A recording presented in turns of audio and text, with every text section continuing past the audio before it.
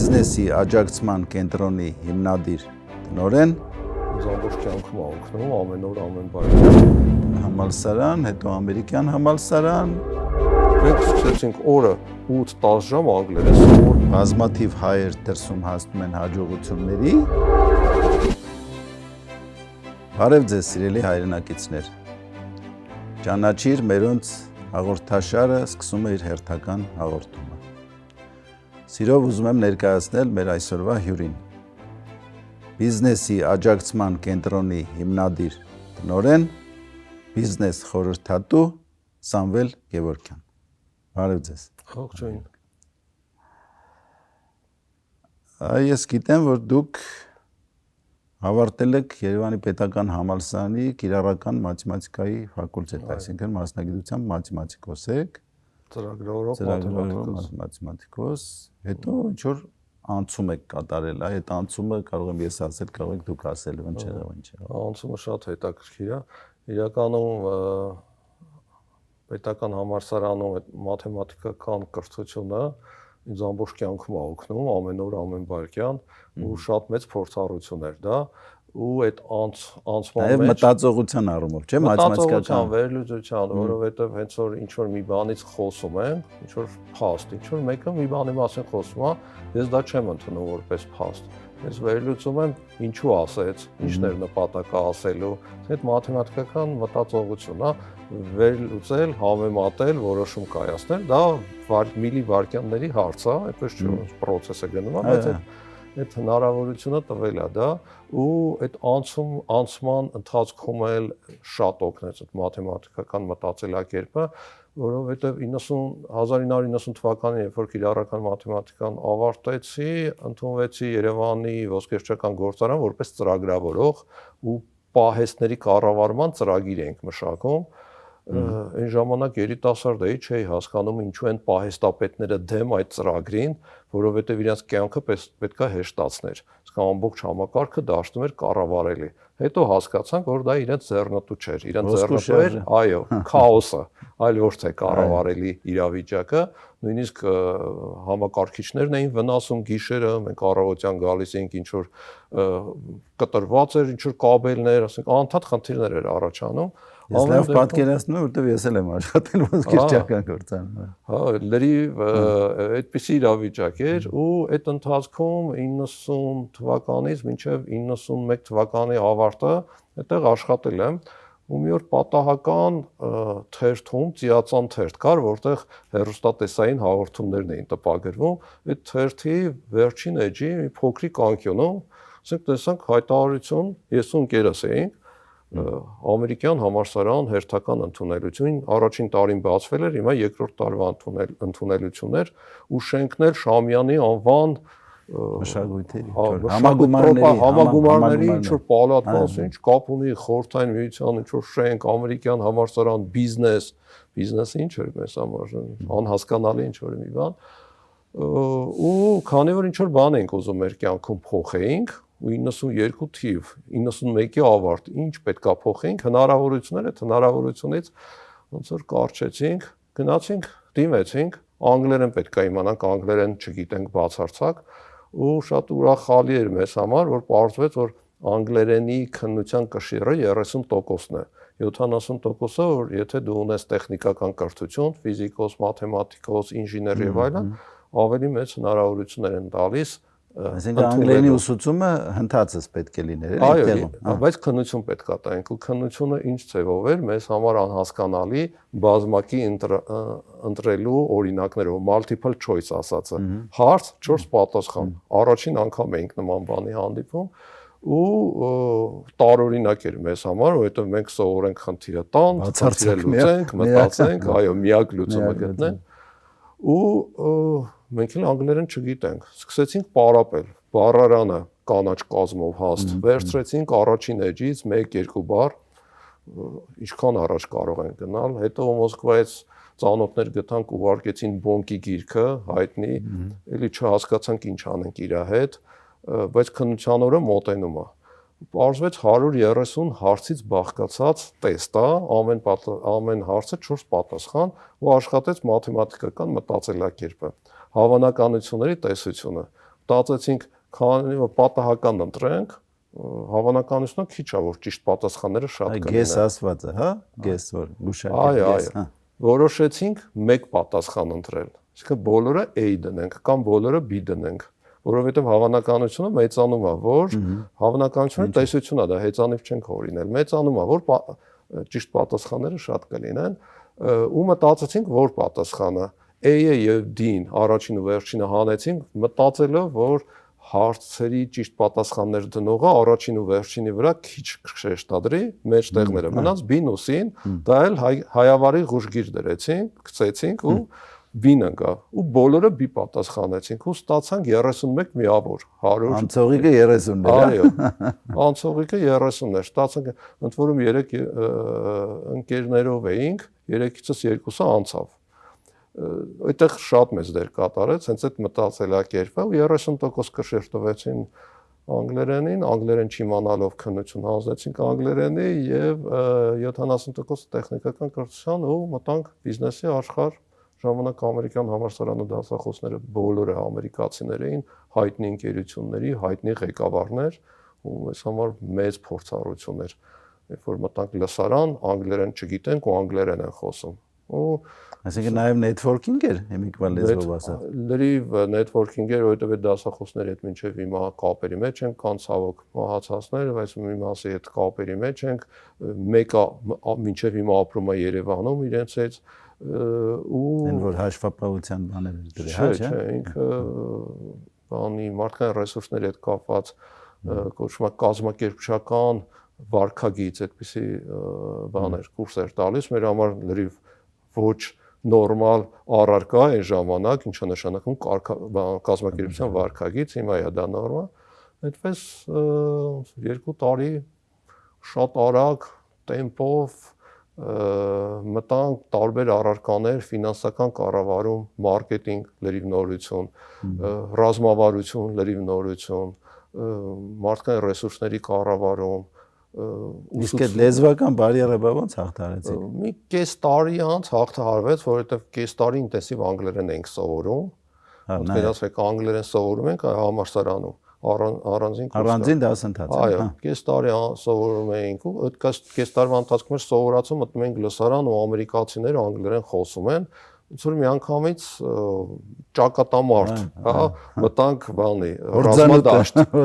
ու ուզած արդեն սովորում ես։ Փաստորեն համալսարան, հետո ամերիկյան համալսարան, հիմա մտակ բիզնեսի դաշտ։ Այդ էլ ամերիկյան համալսարանի հետ է կապված բիզնեսի դաշտ մտնելը։ Այ ո՞նց եղավ այդ անցումը։ Իմ դասախոսներից մեկը, ռազմավարության դասախոս, որը եղել էր ժամանակին Coca-Cola-ի Ամերիկայի արևմտյան ափի մարքեթինգի ղեկավարը, հարցրեց ինչ բիզնես է սկսելու ավարտելուց հետո, դե այն ժամանակ ինչ բիզնես էր պետք է ասենք, ստանդարտ ինչ որ տաղտկալի, ձանձրալի ինչ որ մի քանի բիզնեսներ։ Սեղանիկ։ Ու ասեց, իսկ ինչու՞ չես ուզում խորհրդատվությամբ զբաղվել, ասի դա ի՞նչ է։ Ասես դա դու մաթեմատիկական մտածելակերպ ունես, վերլուծական եւ այլն, իսկ խորհրդատվությունը բիզնես, հենց դրա մասին է, ասի դա ինչ խորհրդատվություն բիզնեսներին, եթե նույնիսկ բիզնես չկա։ Ու իր պատասխանը մինչև հիմա հիշում եմ, հիմա բիզնես չկա, 5 տարի հետո լինելու է։ Ու երբ որ իրենք նոր են ծնվում, իրենց գլխացավերը շատ ավելի շատ են լինում, ու բժիշկ կա պետք բիզնեսի, ով իրենց գլխացավերը բուժի։ Հիմիկվանից պատրաստի, որ հետո։ Այո, հենց 94, 5, 6 թվականներին բավականին դժվար էր շուկա մտնել, եվրոպական միության տարբեր ծրագրեր էինք իրականացնում, դանդաղ քայլերով մոտ 2-3 տարի process-ը տևեց, ամիսներ լինել էր աշխատավարձ չէինք ստանում, ընդհանրապես ոչ մի եկամուտ չունեինք, բայց ինչպես ասում են, sense որոշեցին մեր աչքերը փայլերով, մի քանի հոգով փայլելով մտանք այդտեղ ու մինչև հիմա խորհրդատվական բիզնեսի մեջ եմ արդեն 31 տարի։ Փաստորեն այդտեղ ինչ կար, նախախնամություն կար, պատահականություն կար, ինչ կար։ Օրինակ իմ օրինաչափություններ, լավ հարց, այնց օրինաչափություն, որովհետև այդ պատահականություն եւ այլն, դրանք պատահական լինում են, գիտեք ինչի նման է, երբ որ ասում են փոփոխությունները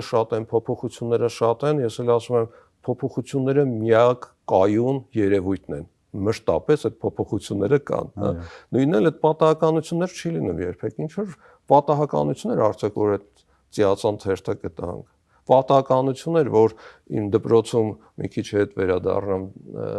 պատմություն աշխարհագրություն շատ էի սիրում, պատմության դասատուն ինձ շատ սիրում էր ուսուցիչը, աշխարհագրությունը չէ, այնպեսի մի կին էր, երբ որ երեխա ենք, դե չէինք հասկանում, որ ինչ որ մի սխալ բաներ ասում ուղում էինք, ինքը միանգամից սրվում էր։ Պատմության ուսուցչուհին ընկեր Աֆյանը լրիվ հակառակը, ասենք ինքը սկսում էր հարգել տվյալ ուրեմն աշակերտին, պատմության ուսուցիչը շատ զարմացավ, որ իմացավ ես մաթեմատիկական ուղղությամբ պետք է գնամ, մտածում էր լրիվ պատմության, այս ասի դա եմ սիրում, ես չեմ կարող փաստեր ընդունել, ֆիքսել, անգիր անել ու ասել սա է եւ վերջ, որովհետեւ պատմությունը սխալ ձևով է ուսուցանվում ընդհանրապես մեր դպրոցներում մինչեւ հիմա, պատմությունը ուսուցանվում է որպես փաստերի առարկա, որ թվականին ինչա տեղի ունեցել, ով ինչ արել եւ այլն, դա պետք է լինի վերլուծությունների առարկա, ինչու այսպես եղավ, ինչու պարտվեցինք, որն էր պատճառը, ինչ անենք, որ հաջորդ անգամ նմանատիպ իրավիճակ չլինի։ Խնդիրը ինչու՞մն է այստեղ, նույն պատմություն, աշխարհագրություն, ոչ թե նրանք փաստերի մասին են, այլ վերլուծությունների մասին։ Այսինքն ոչ թե պետք է վիճակագրության տեսություն, այլ ավելի բնականաբար մանավանդ վիճակագրությունը օգտագործվում է տարբեր նպատակներով, հա, թե շեղելու նպատակով, որտեվ կա վիճակագրություն, մի օր մի պաշտոնյայի հետ ենք խոսում, ասում էր, անցյալ տարի մեր արտահանումը այսքան տոկոս աճել է։ Ասում եմ, շատ լավ, տոկոսը լավն է, 50%։ Եկեք խոսենք բազայից, ինչից ենք սկսել։ Պարզվեց ունեինք 2 միավոր, դարձել է 3։ Բնականաբար 50% աճ է տեղի ունեցել։ Վիճակագրությունն էլ դրա մասին է, թե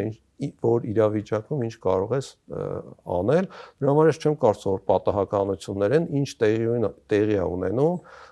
պետքա տեղի ունենա։ Այլ հարց է, որ դու այդ հնարավորությունից օգտվում ես, թե չէ։ Նա կարող ենք հայտարարությունը տեսնել ու չօգտվել հնարավորությունից։ Բայց տեսանք, օգտվեցինք, որոշեցինք մեր կյանքը դժվարացնել։ Հայտնի ծեծված խոսք կա, չէ, դուրս արի հարմարավետության գոտուց, հա։ Շատ մարդիկ դրան չեն հավատում, շատերը հավատում են եւ այլն, բայց այդտեղ լուրջ կոնցեպտ կա, հարմարավետության գոտուց դուրս գալու, օրինակ այդ իրավիճակում։ Մենք սկսեցինք օրը 8-10 ժամ անգլերեն սովորել, աշխատանք ունեինք եւ այլն, ընտանիք էինք պահում, ամուսնացած երեխա եւ այլն, բայց մեր կյանքը դժվարացրեցինք։ Մեր հարմարավետության գոտուց դուրս եկանք, սկսեցինք լրացուցիչ ծանր բեռ վերցնել վեր վրա, ինչ որ նպատակի համար։ Ու միշտ այդպես է, այդ այլ բանա հնարավորություններ տեսնելը, այլ բանա հնարավորությունից օգտվելը։ Դրա համար պատահականություններին ես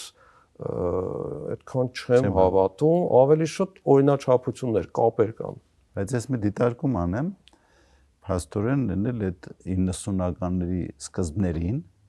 ինչպես դուք եք ասում, ոչ բիզնեսը կար, ոչ դրա տեսլականը կար, ոչ հեռանկարը կար, որտեվ մի սկզբունքային բան կա, գիծ կա հայ ժողովրդի մեջ, մեծ մասը, որտեվ նաև որպես բիզնեսի մարդ, որպես բիզնես խորհրդատու, շատերը ուզում են այսօր, շատ եւ միանգամից։ Համաձայն եմ, որ այդ գաղափարը մեզ մոտ, հայերիս մոտ նստած է, կարճաժամկետ մտածելակերպի լուրջ խնդիր ունենք, այստեղ իմ հոլանդացի գործընկերոջը հիշեցի, իրեն հարցնում էի, Հոլանդիայի պատմությունը ուսումնասիրեցի, մեր բիզնես խորհրդատվական ուղղության գործընկերն է, ասում ոնց է եղել Հոլանդիան միջին դարերում 1.2 միլիոն բնակչությամբ աշխարհի 1/4-ը գրավել է։ Հասկացա ինչ պետք է ասեք, հա։ Ու ինչ, այո, ասում եմ ինչի՞ց է, որ տենց հերուն եք մտածում, հերու եք նայում, ասում եմ դե մեր երկիրը տափակ է, մենք հորիզոնը, մինչև հորիզոնը շատ բան ենք տեսնում։ Ու իմ միտքը ծագեց, ասում եմ մենք լեռնային երկիր ենք, մեր դիմաց սար է։ Ընդհանրապես սար է, բան չենք տեսնում։ Պատտում ենք մյուս սարն, պատտում ենք հաջորդ մյուս սարն եւ այլն, բայց այստեղ արդեն ովքեր են հատուկ են մարդիկ, որ որոշում են բարձրանալ սարի գագաթ ու այդ ամբողջը տեսնել։ Կարող է սա հնչի ոչ այնքան իրատեսական կամ շատ տեսական հնչի, որ այդ սարի գագաթ, բայց իրականում, ասենք ես ամեն օր հանդիպում եմ շատ մարդկանց, գործարարների, եւ մարդկանց, ովքեր ուզում են բիզնես սկսել, որոնցից 99%-ը ուղղակի խոսում է, մտածում է, հաշվարկում է, նորից է մտածում, հարցը փորձ է անում, վախենում է ռիսկի գնա եւ այլն, 1%-ն է, որ որոշում է ու սկսի։ Այսօր մի գործընկերոջ հայտնի ցանցերից մեկի սեփականատիրոջ հետ եմ խոսում ու առաջարկում եմ գրքի հետ կապ չունեցող ցանց, հա, առաջարկում եմ իմ գիրքը նաև նոր գրքի վրա եմ աշխատում վաճառել այդ ցանցում, ասում բայց ինչ կապ ունի գիրքը իմ ապրանքների հետ, ասում գաղափարը ինչն է, սովորական գաղափարներ, բոլորն էլ կարող են անել։ Արի մենք իրար հետ ասենք խելա հեղ գաղափար անենք, մի գաղափար, որ ոչ ոք չի արել, ու դա է աշխատում այսօր փաստացի։ Մեր ամենամեծ խնդիրը, որ չենք սկսում, ամենապարզը, ասենք որոշումը աշխատանքից դուրս գա։ Ասում ինչու՞ աշխատանքից դուրս գալի, աշխատանքից զուգահեռ ինչ որ գործով զբաղվի, որովհետև աշխատանքի փորձառությունը եւ այն գործի փորձառությունը իրար փոխ կլրացնի իրար, հա։ Այստեղ արդեն հարավարավետության գոտին է։ Եթե աշխատում ես 10 ժամ, 12 ժամ, շատ լավ, 2 ժամ էլ նրա վրա է, 14 ժամ աշխատի, որովհետև ուզում ես ինչ-որ բան փոխես։ Մի երիտասարդի հետ Ինչ անում են ասիացիները, ճապոնացի, չինացի, կորեացի, որ իրանք օրը տեսեք, ես ապրիլին Չինաստանում էի, ուրեմն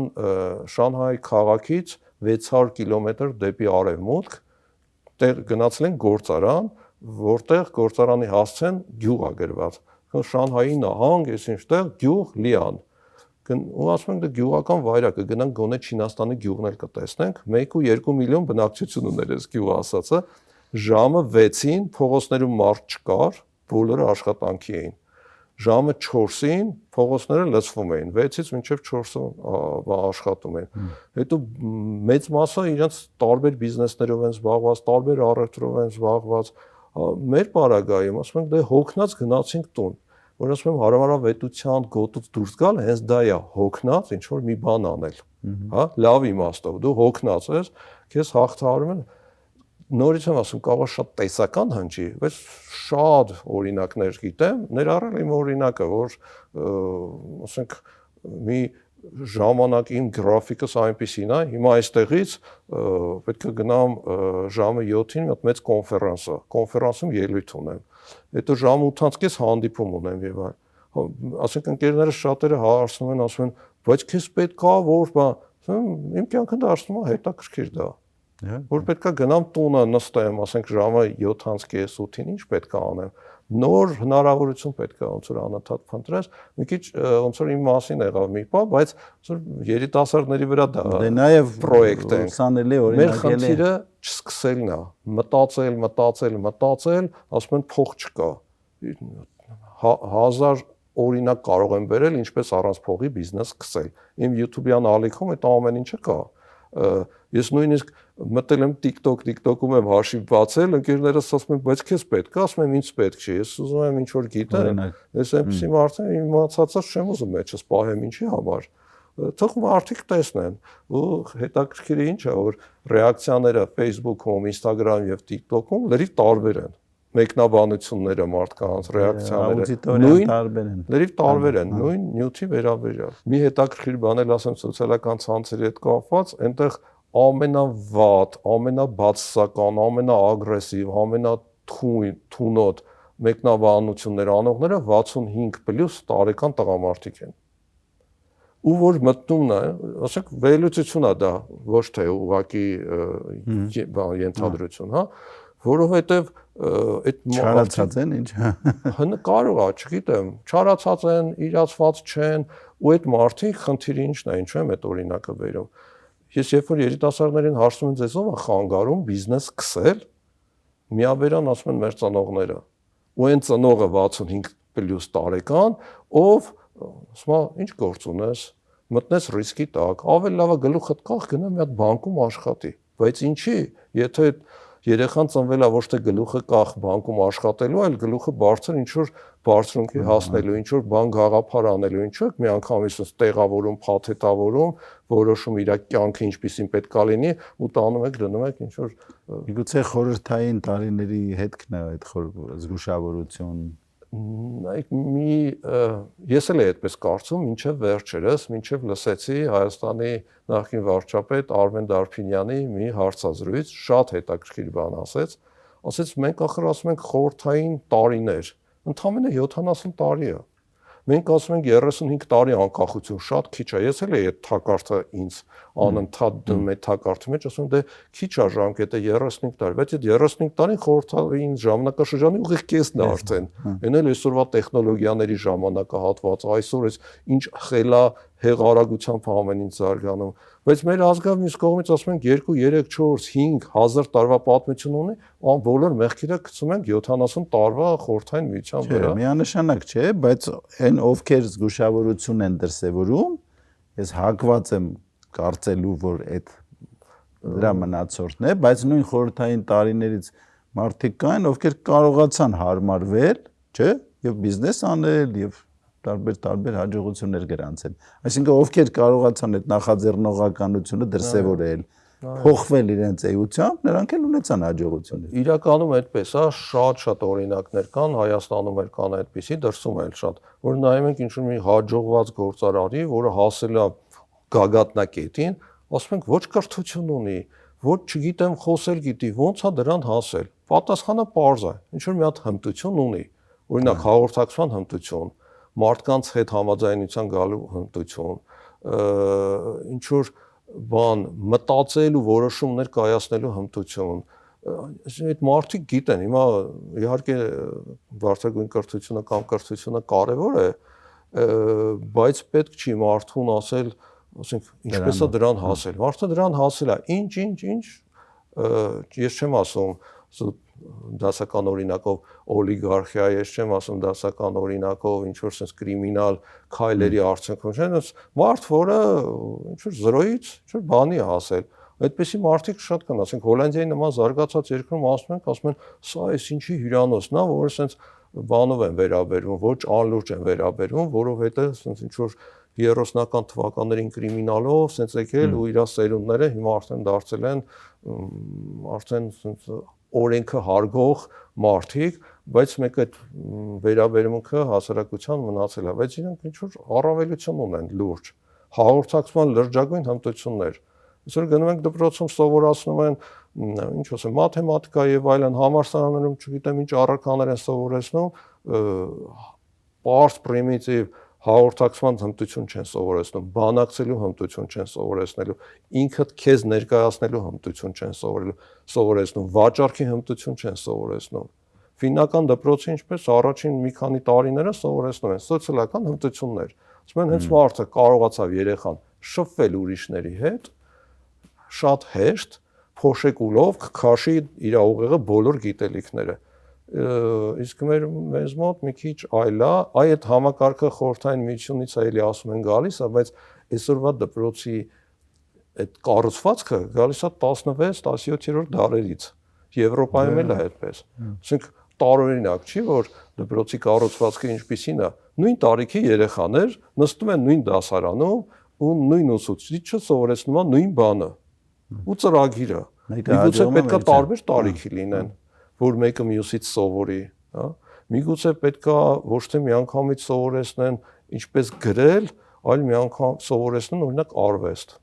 որ մարդը ճաշակ ձևավորվի, ընկերասիրություն սովորեցնեն, այլ ոչ թե մրցակցություն, թիմային դերակատար դառնալ սովորեցնեն։ Հետո արդեն գիտելիքը ինչ է հիմա վարքյանական, այսօր արհեստական բանականության դարում վարքյանական ամեն ինչ կարողանում ես բանալ։ Ինչ անում են նույն ճապոնացիները, նույն չինացիները, նույն գերմանացիները, որ իրենք սկզբում չեն ծանրաբեռնում երեխային, սովորեցնում են իրենց կենցաղային հարցերը հոգան, թիմային մտածելակերպ ձևավորեն։ Հիմա տեսեք, որ ասում են խորհրդային միության ժամանակ, արդյոք խորհրդային միության ժամանակներն են մեղավոր, որ ասենք ճապոնական դպրոցի օրինակը բերեցինք, դա հիշեցի, դպրոցներում երեխաներն են սանհանգույցը մաքրում, դասարանը մաքրում, միջանցքները, դու հիմա պատկերացրեք դա հայկական դպրոցներում։ Պարտադիր մեկը մյուսի վրա պատկերացրեք ծնողների ռեակցիաները դրան։ Բայց դրանով մարդ են դաստիարակում, մարդ, ով զարգանում է, ով կարող է ընկերասերադառնում, ինչու ենք մենք ասում ինդիվիդուալ, թիմային եւ այլն, որովհետեւ այդ ինդիվիդուալ մրցակցությունն ենք խթանում ընտանիքներից սկսած, բակերից սկսած ինդիվիդուալ այդ մրցակցությունն այլ ոչ թե թիմային գաղափարը, իսկ դա գալիս է մանկապարտեզից, դպրոցից, ընտանիքից, ամեն խնդիրները վերջը ընտանիքներից են ծագում։ Ինչ խոսք։ Լավ, հաջորդը ձեր գրական գործունեությունը, այսպես ասած, բիզնես, շատ հնչեղ ասված է։ Ուզեցի մատուցել, այսինքն բիզնեսի գրքերի հրապարակում, հա, ասենք դրանց այդ ոնց եղավ, ինչպես եկաք դրան։ Այդ հենց բիզնես խորհրդատվական բիզնեսի հիմքերից մեկը, որ կրթել հաճախորդին։ Մենք ինչ-որ բան չենք վաճառում բաժակ, որ մարքեթինգ անենք ու մարդիկ գնեն։ Մարքեթինգի մի մասը նաև հաճախորդին կրթել, որ ինքը հասկանա, հաճախ բիզնեսմենը, գործարար բառը որ ամենալավ բառերից մեկն է, գործարարի, ստեղծել։ Այո, ստեղծել։ Ու գործարարի տեսանկյունից պետք է իրեն կրթել, որպեսզի հասկանա, որ իրեն բիզնես պլան է պետք, իրեն երկարաժամկետ պլանավորում է պետք, խելամիտ մարքեթինգ է պետք, մարդկային ռեսուրսների կառավարիչ եւ այլն, դա պետք է կրթել։ Ու այդ կրթական մարքեթինգի անկապտելի մասերից մեկը հենց գրքեր հրատարակելն էր, դեռ 2001 թվականից սկսել ենք տարբեր գրքեր հրատարակել, Հայաստանում առաջին մարքեթինգի հայերեն գիրքը, բիզնեսի իրավական կարգավորումը, գիրքը տարբեր գրքեր, մինչև հիմա 21 անուն գիրք ենք հրատարակել, ջերմոցային տնտեսությունների կառավարում, տեն սպეციფიկ նույնիսկ հյուրատների կառավարում, մեր վեբկայքում ամբողջ անվճար դրված է, կարող են կամայական մարդ մտնել, ներբեռնել, BSC.am Business Support Center, մտեք, ներբեռնեք, նայեք, կարդացեք անվճար։ Միայն երկու գիրք է, որ վաճառքում է դա, Քոսեփական բիզնեսը Հայաստանում գիրքը, որը հաստափոր 550 էջանոց գիրք է, արդեն իմ հեղինակային գիրքն է, բիզնես սկսելու, պլանավորելու, կազմակերպելու, կառավարելու եւ զարգացնելու մասին, մյուսը 1 րոպե անց գիրքը որոշումներ կայացնելու մասին, ինչպես համակարգային որոշումներ կայացնես, ինչու 1 րոպե անց, որովհետեւ կամայական որոշման ազդեցությունը 1 րոպե անց արդեն ի հայտ է գալիս։ Կամայական որոշում լինի, ինչ-որ բան ես անում կամ չես անում, որովհետև այստեղ կարևոր է ոչ միայն անելը, այլ անելուց հրաժարվելը։ Այդպիսի հայտնի իտալացի մի փիլիսոփա կա, որ իրեն հարցնում են, ասում են, ես ինչքան շատ գրքեր ունես, քանիսն ես կարդացել, ինքն էլ պատասխանում է, կարևոր չի, ես քանի գիրք եմ կարդացել, կարևորը քանիսը չեմ կարդացել, որովհետև ինչ որ կարդացել եմ, արդեն գիտեմ, ինձ համար ավելի կարևոր է իմ չիմացածները։ Ես սովորում եմ, այնքան գիտեմ, որ քիչ բան գիտեմ, էլի։ Ու վերջին երկու գիրքը վաճառքում է, որովհետև իր բիզնես դրեցինք իր հիմքում ու բավականին մեծ հաջողությամբ վաճառվում են, շարունակում են վաճառվել, 1 րոպե անցը անգլերենը թարգմանվել, Amazon-ում է վաճառվում դա էլ, ու հիմա էլ աշխատում եմ 3-րդ գրքիս վրա, որը նոյեմբերի վերջին հրատարակվելու, լրիվ այլ ֆորմատի գիրք է, դեռ ճակերտները չբաց են։ Լավ, հիմա փորձենք մի հատ համառոտ հարցի անդրադառնանք, հնարավորինս համառոտ։ Այ որպես բիզնես խորհրդատու, ես այդ շատ եմ կարևորում մեր երկրի զարգացման, այդ բիզնեսի կայացման եւ այլնի առումով։ Այս սկսնակ մարդը եւ որոշումների ընդունման եւ այդ կարևորագույն այդ մտքին հանգելու եւ առումով եւ այդ ֆինանսական դժվարությունների, որտեղ ի վերջո ասենք միայն բանկով հնարավոր չի, մի խոսքով այդ փաթեթը պատկերացնում եք։ Այլ ինչ խորհուրդ կտաք մարդ, ով եկել է, երկմտում է, մտածում, որ ինչ անեմ, ոնց անեմ, բիզնես ստեղծեմ եւ այլն, հնարավորինս կոնցեպտուալ այ Նայումս համառը դուք մի բաժին էլ ունենք, դրան էլ անդրադառնանք։ Տեսեք, ինչի մասին է խոսքը։ Եթե մարդ գալիս ասում է, ես ուզում եմ բիզնես սկսել, կամ ինձ փող է պետք բիզնես սկսելու համար, դեռ ինքը պատրաստ չի բիզնես սկսել։ Որովհետև այն մարդը, որ ուզում է բիզնես սկսի, արդեն մտածում է ինչ որ բանի մասին, կոնկրետ հյուրատուն բացի հետևյալ կոնցեպտով, գումարները որտեղից կարող է վերցնի, որովհետև սկսնակի համար բանկը անիմաստ է, դրամաշնորհներ կան տարբեր ծրագրեր, որոնց կարող եք դիմել որոշակի գումարներ ստանալ, կան սեփական տուն ունեք, եկեք սեփական տան մեջ նվազագույն ծախսերով սկսեք հյուրեր ընդունել։ Կարևոր չի այդ գումարը, շատ բիզնեսների սկսնակ բիզնեսների պարագայում։ Այստեղ կարևորը հենց սկսելու որոշումն է, որ ես որոշեմ վաղվանից դա սկսում եմ։ Օրինակ գալիս են ասում են ինչ բիզնես խորհուրդ կտաք սկսել։ Ես չեմ կարող ձեզ խորհուրդ տալ ինչ բիզնես սկսել։ Եթե դուք որոշել եք ինչ բիզնես սկսել, դրա շուրջ խոսենք, միգուցե կապահը դուք հրաժարվեք այդ բիզնեսից այլ բան, բայց որ մարդը արդեն կոնկրետ որոշում է կայացնում ու շեշտը չի դնում փող ունենալու վրա, որովհետև փողը ինչ է, դա միջոց է։ Գործարարի համար դա փողը արդյունքն է։ Եթե ես բիզնես եմ անում, դա էլի կարող է շատ տեսական հնչի, բայց փաստը մնում է փաստ։ Իրականում այդպես է։ Եթե ես գործ եմ անում, բիզնես եմ անում միայն փող աշխատելու համար, հավանականությունը որ կձախողեմ շատ մեծ է։ Եթե ես փող եմ աշխատում, օրինակ իմ հաճախորդին, ով բիզնես ունի, հիմա օրինակ մի հատ գործարան են կառուցում աշտարակում, մեր հաճախորդի համար ներդրումային պլան են գրել, սարքավորումներն են գտել, տեղադրել, ներդրողներ են գտել, մարքեթինգն են անում եւ այլն, այդ մարդու գործերը գնում է առաջ։ Մեծ թափը մեզ իր գոհունակությունն է պետք։ Իսկ երբ որ հաճախորդը գոհ է, գրպանի պարունակությունը մեծ սիրով կկիսի ցես հետ։ Այդ փաստը, հա։ Ես չեմ խոսում վաճառականության մասին։ Ես ասում թողումներն ինձ այդ գործով զբաղողները, ես առևտուր նմանատիպ չեմ համարում բիզնեսը ավելի շուտ ստեղծագործ, ինչ որ բան ստեղծել, արժեք ստեղծել։ Ես ունեմ հումք, բաժակ եմ արտադրում, ունեմ հումք, սեղան եմ արտադրում։ Դա է։ Ինչ որ բան, որ ներմուծենք, որը բան, ասենք նորմալ, ինչ ասեմ, գործելավոճ է, ասենք ներմուծում են։ Հա, արդյունքում գումարն աշխատում ու շատ լավ է, շատ ուրախ եմ իրենց համար ու բոլորի համար, դա լրիվ նորմալ է։ Բայց ուղղակի պետքա տարանջատենք վաճառականություն, առևտուր եւ ռեալ բիզնես։ Քանի որ մեզ մոտ ավելի շատ առևտուրն է զարգացած, ստեղծագործ մասը մեռնում է այդ պայքարում, պարտվում է այդ պայքարում ու ավելի հեշտ է ներմուծել, արտադրել տարբեր օբյեկտիվ եւ սուբյեկտիվ պատճառներով, այդ խնդիրը մեզ մոտ շատ լուրջ է դրված, որ մարդիկ ավելի շատ չեն գնում ստեղծելու։ Ես արտադրողներ գիտեմ, բազմաթիվ հայեր կան, որ իրենց համարում եմ ազնվականներ։ Ինչու՞, որովհետեւ արտադրում են, չեն ներմուծում սեղան, վաճառեն, բաժակ։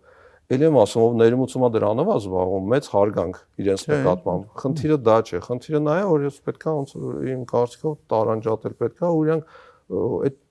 բանի մեջ են մտած, ստեղծագործ, ստեղծեն, մտածեն, արարեն, գործարարը ինչի մասին է, արարելու։ Լավ,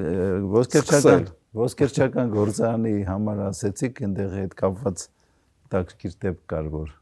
կուրիոզ շարքից։ Հա, իրականում այդտեղ կուրիոզները շատ էին, սկսած նրանից, որ ինչպես ասեցի, այդ պահեստապետները դեմ էին այդ ծրագիրը շահագործելու, մալուխները կտրել։ Լրիվ, ասենք շատ հետաքրքիր դեպքեր են եղել, բայց ամենահետաքրքիրը նա էր, որ մոտ 6 ամիս ես որ տրանսպորտ չկար, 91-92 թվականի ձմեռը, երբ որ ոդկով Չարբախից հասնում էի ամերիկյան համալսարան Բաղրամյան, հետո ոդկով ոսկերչական գործարան աշխատանքի երեկոյան ժամի ու ոդկով գնում էի նորից Չարբախ ու գիշերը ժամը 1-ին շների կողմակ ամբողջ փողոցները շներ, 2 փայտ ունեի, որը այնտեղ իմ գրասենյակում պահում էի ու տանում էի տունը մուտք հենց դռան կողքը դնում էի ու դուրս եմ գալի այդ շները իրար հետ իրանք ավելի ագրեսիվ են, չէ՞, առանձին տեսնում ես, անցնում ես մոտերով, իսկ մի անգամ եղավ, որ sense երևի 20-30 շուն մի անգամից հաճալով հարցակվեցին ին վրա։ Չեն դադարում հաճալ։ Անընդհատ ու ես գիտեի, ընկերներ ունեմ որսորդության մեջ, ես գիտեի այդ բան, որ կքա նստում ես, իրանք կանգնում են մի պահ, հա, բախտս բերեց կանգնեցին։ Ուզում եմ վեր կենամ, նորից սկսում են հաճը։ Ու 1-2 րոպե, հիմա 2 րոպե, 5 րոպե, 10 րոպե արդեն հոգնում ես, եւ պահի տակ ասեցի ինքսից, ասեցի տղերք հիմա չեք թողելու, ես տուն գնամ։ Մեկը sense նայեցին ու sense հետևի ոտքերի վրա նստեցին, այդ նշանակում է, որ հա, այո, այդտեղ չեմ կարող sense մանրամասն պատմեմ մութ, վախի զգացողություն եւ այլն, ու sense 1-2-ը գլուխները կախ գնացին, 1-2-ը իրանց հետևից ու ես էլ այդ պահին արդեն ուրիշ ճար չունեմ։ Վեր կացա սկսեցի քայլել, sense հետ նայելով քայլել եւ այլն, ու բան, ոչ մի արտարոց դեպք չունեցա, բախտս բերեց, չասին, ոչ չասին։ Չգիտեմ, հետո այդ պահից ես ընդհանրապես մանկուց այդպես եղել, շներից չեմ վախենում։ Ինձ ասում եմ 2 կենթանի արարած է սիրում, մեկը շները, մեկը փոքրիկ երեխաները, ասենք մանկահասակ, հա, կարող է շատ ուժեղ լացեն, նույնիսկ մոր գրքում, ես գրքում եմ, միանգամից հանգստանում են, ու շների հետ կապված էլի շատ պատմություններ կան, որոնք ամենավայրենի, չգիտեմ, մեծ շները գալիս իմ խելոք նստում են ու ինձ էլ այդ շան հետ կապված այդ մասնագետները, կինոլոգները, հա, ասում են, որ վախի հորմոն չի ստեղծվում, քեզ մոտ դրանից է, բայց ինչի չի ստեղծում, հենց շների չեմ կարող ասել, հենց շների պարագայում։ Ես չեմ վախենում, այդ կա այդ բանը։ Իրենք զգում են, եթե զգում են, որ դու վախենում ես, արդեն ավելի ագրեսիվ են դառնում, կարող կծեն, կարող է բան։ Օրինակ Հոլանդիայում գնացել ենք ծաղկի ցուցահանդես, բավականին մեծ ցուցահանդես է։ Հայտնի իրենց։ Այո, Ars-Mer-ի այդ ցուցահանդեսը, ակցիոն ավելի շուտ ու ապրում ենք կակաշների աշխարհ, չէ՞, մի ամբողջ։ Հա, այդ կակաշները հավաքում են, այդ ակցիոնում վաճառում են, ինքը ոնց որ on-line առցանց sense վաճառք է տեղի ունենում ու կա տուրիստների մուտք, որը արժե 20 այն ժամանակ գուլդեններ հոլանդական, որը մեծ գումար էր մեզ համար, ու մենք ապրում ենք մի տանը, հյուրատանը, որի տերը ինդոնեզացի կին էր։ Այս ինդոնեզացին մեզ սովորացնում էր շատ բան, շատ հումորով ու բան, ասում էր փող չտակ մտնելուց, ասում ենք ո՞նց մտնենք։ Ասում են գնում եք հետևով այդ աշխատողների մասով, ձեզանից վստահ մտնում եք, ոչ մեկ ձեզ Հոլանդիան է սա, եթե մտակ ոչ մեկ չի այդպիսի բան անում։ Իսկ իրանք վստահ են, որ դուք աշխատող եք, որովհետև ոչ ոք իրան թույլ չի տա։ Իբր մենք հայերով քիչ ենք, այդ ինդոնեզացին էլ խորհուրդ է տալիս։ Իրանք մեզանից ավելի բան են, ճկուտ են այդ տեսանկյունից, հա։ Ու բանը, տենց մտնում ենք ներս առանց գումարի։ Երկրորդ, երրորդ օրը մեկ էլ 4 օր ենք, դա 4-րդ օրը աշխատողները մեկ էլ մոտենում են, ասում են կներեք, դուք որ ընկերության աշխատող եք, տալիս ենք ամենահայտնի ընկերության անունը, որը ամբողջ Հոլանդիայում թնդում է այդ ընկերությունը։ Ահա, շատ լավ, համեցեք, մտեք։ Հենց այդ հայի ինդոնեզացու ոնց որ պատմությունը, ասենք հայերը մտածում են, չէ՞ ճկուն են, կարող ենք ամեն իրավիճակի ելք գտնել, բայց ինդոնեզացիներն էլ այդպես են, բայց մի հատ հետաքրքիր բան էլ ասեմ, հենց մեր հայերի հետ կապված, շատ հետաքրքիր ֆենոմեն է դա, որ 50+ երկիր եմ եղել, 53 երկիր եմ եղել, Հայաստանի 886 բնակավայրում եմ եղել 915-ից ու մարդկանց սկսել եմ ճանաչել այդ տեսանկյունից ու երբ որ հայերը լինում են դրսում, գիտեք, չէ՞, հայտնի է, դրսում հաջողության են հասնում։ Հայաստանում ոչ։ Պատճառը շատ մտածելուց հետո իմ սուբյեկտիվ կարծիքով իհարկե, բայց դրա տակ լիքը սոցիոլոգիական հետազոտություններ պետք է տրվի, էկոհամակարգի առկայությունն է դրսում եւ բացակայությունը Հայաստանում։ Այսինքն դրսում էկոհամակարգ կա, Ամերիկայում, Եվրոպայում, նույնիսկ Ռուսաստանում։ Երբ որ հայը մտնում է մի համակարգի մեջ, ինքը արդեն հասկանում է ինչ անի, ու այդ համակարգի մեջ արժեք է ստեղծում։ Մեզ մոտ քանի որ այդ էկո համակարգը չկա, խաղի կանոններ չկան։ Ասենք փողոցը ասում են 10,000 տուգանում ենք փողոցը սխալ տեղով անցնողին, ասում են շարունակում են անցնել, շարունակում են չտուգանել եւ այլն։ Իսկ համակարգ չկա այս տեսանկյունից։ Ասում են չի կարելի աջ կողմը կայանել, քաղաքի կենտրոնում տեսեք ինչա կատարվում։ Անհավանական։ Սարյան փողոցը սարքել են միակողմանի, իսկ միակողմանի ինչա դա նշանակում, որ ամեն կողմից 2-3 գիծ են արդեն կանգնում, հա, ու դարձել է ընդամենը 1 գծով։ Իսկ համակարգ չկա։ Ինչու է այդպես, որովհետև կա ուրեմն տուժ, բայց կիրառողը չկա, եթե չես կիրառում, ապա մարդիկ սովորում են այդ իրավիճակին, քաոսի իրավիճակին են սովորում։ Իսկ քաոսում եղունգ ունես գլուխդ քորի։ Ինչպես մեր հայտնի ցավոք սրտի ասույթներից մեկն է ասում, ու այդ ասույթների մասին լրիվ այլ հաղորդման թեմա է, թե ինչեր ունենք, որ բացասական իմաստով, որը այնքան էլ ճիշտ չի, որ մենք դրանք ունենք, գուցե այդ պետք է կարծրատիպերը կոտրենք։ Դե հա, հենց այդ փաստը, որ բազմաթիվ հայեր դրսում հասնում են հաջողությունների, դրա մաթեմատիկական սլաքը, որ հետևություն հանգում ենք հետևության, դա որոշակի համակարգի բացակայությունն է Հայաստանում։ Այսինքն ձևավորելով այդ համակարգը կտրվի հնարավորություն մեր լավագույն մասնագետներին իրենց դրսևորել, ունենալ պետական մտածողություն, ունենալ այդ համակարգ, ձևավորել, հետևողականորեն դա կիրառել, ինչը վաղ թե ուշ կբերի իր։ Հա, տեսեք, Լորենց Արաբացին, որը հայերին չի սիրել, իր այդ հայերի մասին հայտնի։ Հա, հայտնի այդ, չգիտեմ անունը ինչ դնեմ, հա, պատված։ Բնութագրում։ Այո։ Մի հատ հետաքրքիր մաս կա այնտեղ։ Մա հայերից զգուշ մն, ես ուղակի գաղափարն եմ ասում, ուղակի մեջբերում չեմ կարող հիշել, հա զգուշացեք հայերից, որովհետև հայերը չեն սիրում աշխատել, հայերը սիրում են աշխատեցնել։ Ու այդ հնարավորությունը, այդ առավելությունը մեր համար մենք պետք է օգտագործենք։ Հայաստանում այդ էկո համակարգը չկա, որ օգտագործենք աշխատեցնելու։ Հա կան գործարարների ընդորում sense վիճակագրություն կա, աշխարհի բնակչության 5%-ն է գործարար։ 20-ից 1-ը։ Հայաստանում դեռ 2.5%-ն է, դե որտեղ բիզնեսը նոր է, մտել մեր հասարակություն այս տեսանկյունից բավականին, բայց եթե ինքնազբաղներին եւ այլն բոլորին հաշվենք կլինի 5%, ու այս տեսանկյունից մենք լրջագույն առավելություն է, որ մենք կարողանում ենք աշխատեցնել ու չենք սիրում աշխատել։ Լրջագույն առավելություն է, բայց քանի որ Հայաստանում այդ էկո համակարգը չկա, այդ խնդիրը ինչու են ասում աշխատող չենք կարող ճարել, այս չենք կարողանում, որովհետև մեր բնույթի մեջ է, մենք չենք սիրում աշխատել, մենք սիրում ենք աշխատեցնել։ Դրա համար այլ համակարգում, այլ էկո համակարգում հայտնվելով կարողանում ենք աշխատեցնել, բիզնես բացել, մարդկանց վարձել, իսկ մեր մոտ հանդիպում ենք ինչի հայկական հին ցավը, բիզնես է սկսում, ընկեր, բարեկամ, ծանոթ, քավոր, սանիկ հայտնվում են մեզ գործ տուր։ Իսկ այդ պարագային բիզնեսը ի սկզբանե խարխլվում է,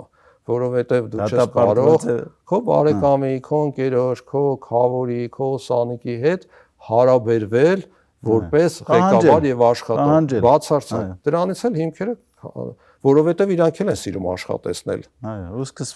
սկսվում են արդեն բաներ։ Այո։ Հետաքրքիր էր, որտեղից սկսեցինք որ հասանք։ Հասանք վերջին կանգառին։ Այո։